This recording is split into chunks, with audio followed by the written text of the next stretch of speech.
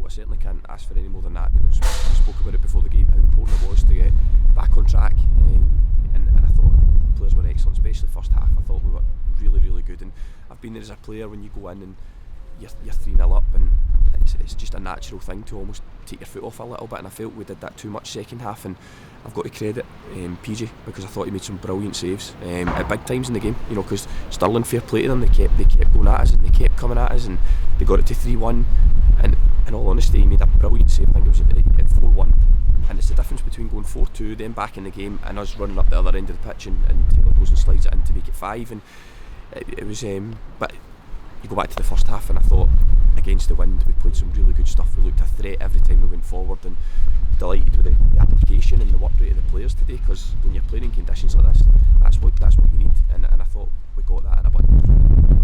Big performances all across the park, like you say, but it must please you to have 5 different goal scorers as well.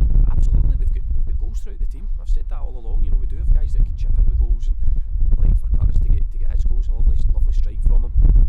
But likewise, I thought even Stirling had a lot of pressure in the second half. I thought at times, every time we looked as if we were going to break, we looked a threat and looked as if we could score. So that's a pleasing thing for me, that although sometimes you need to soak up a bit of pressure in a game, we're always a threat, and I thought that we showed that today.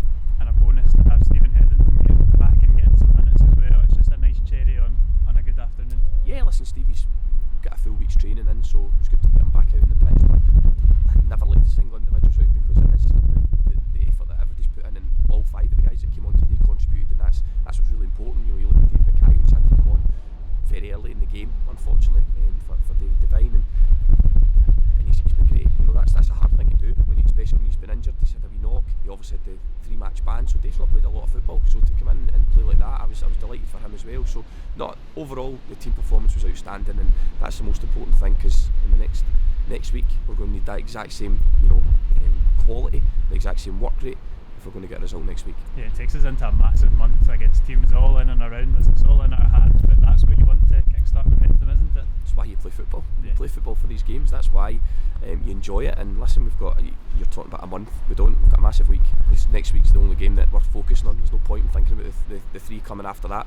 The only thing that's important to that group of players is next week at home at Montrose, and it's down to us to go and get a performance like we did today and get 3 points.